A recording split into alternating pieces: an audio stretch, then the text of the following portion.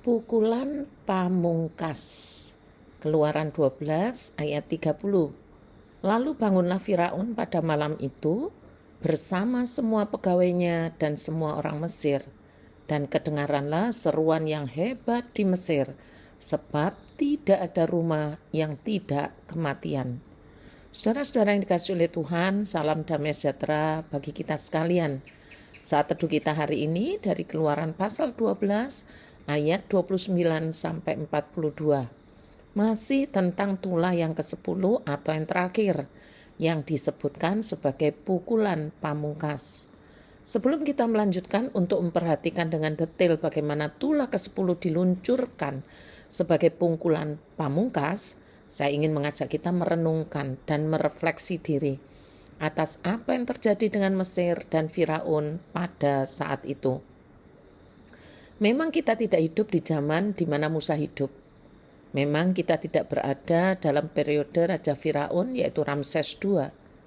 Tetapi bukankah firman ini yang kita baca saat ini, yang artinya ditujukan kepada diri kita juga, baik sebagai pribadi, apalagi sebagai gereja Tuhan atau komunitas orang-orang percaya.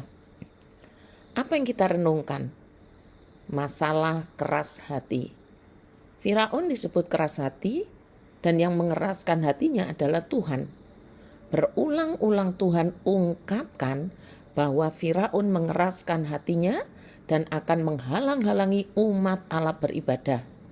Sampai akhir hayatnya ternyata Firaun yang adalah Ramses II ini tidak pernah bertobat. Ia mati dalam keadaan keras hati. Pertanyaan untuk refleksi kita. Apakah yang keras hati itu hanya Firaun? Tentunya jawabannya adalah tidak. Apakah yang keras hati itu hanya mereka yang bukan umat?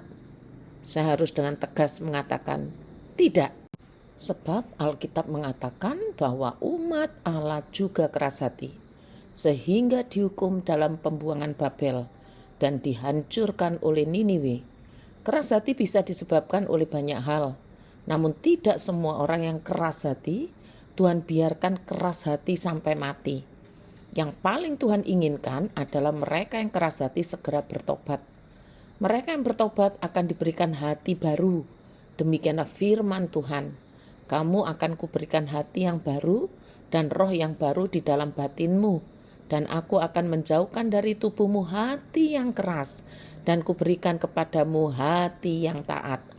Rohku akan kuberikan diam di dalam batinmu, dan aku akan membuat kamu hidup menurut segala ketetapanku dan tetap berpegang pada peraturan-peraturanku dan melakukannya. Salah satu tanda keras hati adalah sekalipun sudah mendengar, sudah tahu firman Tuhan, maka ia dengan sengaja menolak untuk taat dengan dalih apapun, termasuk dalih yang rasional, yang masuk akal. Sebaliknya orang yang bertobat, yang diberikan roh yang baru, salah satu tandanya adalah taat firman, taat Tuhan. Sekalipun dalam ketaatan itu ia harus menanggung kesusahan.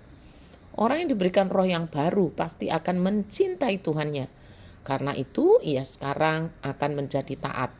Semoga saja kita tidak bangga dengan kekerasan hati kita yang dibalut atau diselimuti dengan berbagai alasan penolakan untuk taat kepada Tuhan dan firman-Nya dengan alasan yang logis. Kembali kepada Firaun, yaitu Ramses II yang menjadi raja saat umat Allah diperbudak di Mesir. Menjelang pukulan pamungkas dijatuhkan, Musa memanggil semua tua-tua Israel serta berkata kepada mereka, "Pergilah, ambillah kambing domba untuk kaummu dan sembelihlah anak domba Paskah. Kemudian kamu harus mengambil seikat hisop dan mencelupkannya dalam darah yang ada dalam sebuah pasu. Dan darah itu kamu harus sapukan pada ambang atas dan pada kedua tiang pintu. Seorang pun dari kamu tidak boleh keluar pintu rumahnya sampai pagi. Dan Tuhan akan menjalani Mesir untuk menulahinya. Apabila ia melihat darah pada ambang atas dan pada kedua tiang pintu itu, maka Tuhan akan melewati pintu itu dan tidak membiarkan pemusnah masuk ke dalam rumahmu untuk menulahinya. Kamu harus memegang ini sebagai ketetapan sampai selama-lamanya bagimu dan bagi anak-anakmu. Saudara-saudara, Paskah inilah yang dirayakan turun-temurun oleh bangsa Israel sampai kepada zaman Tuhan Yesus saat merayakan Paskah bersama muridnya. Paskah perjanjian baru yang kita rayakan bukan Paskah ini, melainkan Paskah pengorbanan Kristus untuk menebus kita. Lalu selanjutnya dikatakan demikian. Dan apabila kamu tiba di negeri yang akan diberikan Tuhan kepadamu, seperti yang difirmankannya, maka kamu harus pelihara ibadah ini. Dan apabila anak-anakmu berkata kepadamu, apakah artinya ibadahmu ini? Maka haruslah kamu berkata, itulah korban Paskah bagi Tuhan yang melewati rumah-rumah orang Israel di Mesir. Ketika ia menulai orang Mesir, tetapi menyelamatkan rumah-rumah kita. Lalu berlututlah bangsa itu dan sujud menyembah. Pergilah orang Israel lalu berbuat demikian. Seperti yang diperintahkan Tuhan kepada Musa dan Harun, demikianlah diperbuat mereka.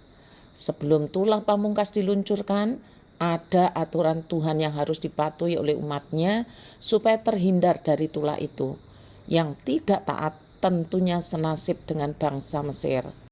Dan sekarang ayat 29-30 dikatakan demikian.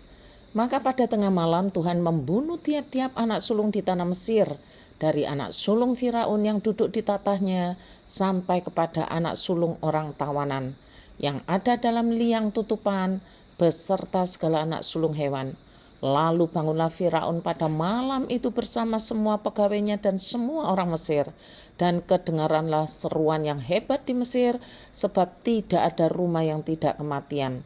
Lalu pada malam hari itu dipanggilnyalah Musa dan Harun, katanya, bangunlah, keluarlah dari tengah-tengah bangsaku, baik kamu maupun orang Israel.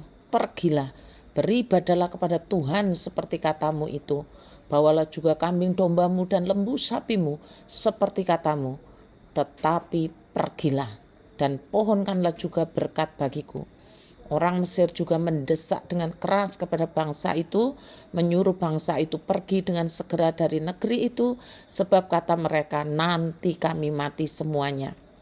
Melalui tulah ini umatnya diselamatkan dan memulai perjalanan menuju tanah perjanjian, sekaligus merupakan gambaran bagaimana Kristus membebaskan dan menyelamatkan manusia dari dosa dan maut. Allah memang panjang sabar, tapi Dia bukan untuk ditentang. Ketika manusia mengeraskan hati, Allah akan bertindak, menyatakan keadilan dan kemuliaannya. Tuhan memberkati kita semua, selamat beraktivitas.